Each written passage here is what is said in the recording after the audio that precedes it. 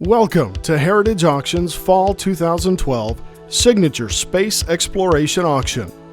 We're excited to present more than 270 lots of the finest space collectibles, covering all specializations of collecting, including autographs, flown material, Robbins and Fliteline medallions, space hardware, and more. One of only $4 bills that flew with Alan Shepard on Freedom 7, America's first manned space launch in 1961.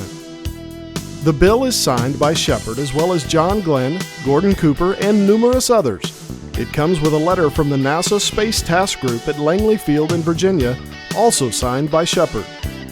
Astronaut Ed White's West Point 1952 class ring and 10 mustard seeds that flew in his spacesuit during the Gemini 4 spacewalk. Based on dozens of NASA images we've viewed, White essentially never took off this ring. He was wearing it on Gemini 4, and it was returned to the White family after his tragic death in the Apollo 1 launch pad fire in 1967. A handwritten letter from his son accompanies the ring. Gus Grissom's Apollo 1 A1C in-flight coverall jacket and trousers with David Clark labels and NASA patches. This would have been worn by him during the Apollo 1 mission for comfort and easy mobility. It belonged to Grissom and was originally sold by his widow Betty at auction in 1994. An amazing piece of space history. An Apollo 11 stamped envelope, signed by the crew and flown on mankind's first lunar landing mission. This cover actually was quarantined with the astronauts for nearly 3 weeks after their return to Earth, as shown by a lunar receiving laboratory stamp and August 11th cancellation. It comes from the collection of Mission Command Module pilot Michael Collins and includes a handwritten letter of authenticity from him. Neil Armstrong's famous quote, "The way it was meant to be," handwritten and signed. For whatever reason, Armstrong's legendary words as he stepped onto the moon have been misquoted all these years.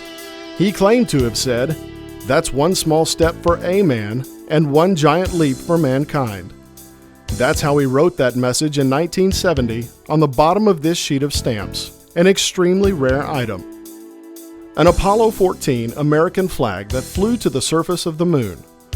A 6-inch by 4-inch cloth U.S. flag that landed on the moon aboard the lunar module Antares on February 5, 1971, where it remained for more than 33 hours. It comes to us directly from the collection of Mission Lunar Module pilot Dr. Edgar Mitchell, who has certified its history right on the flag itself. Al Warden's pair of surgical-style scissors that flew on Apollo 15 into lunar orbit. Apollo 15 was a very significant and successful scientific mission, and each astronaut had one pair of this crucial piece of equipment.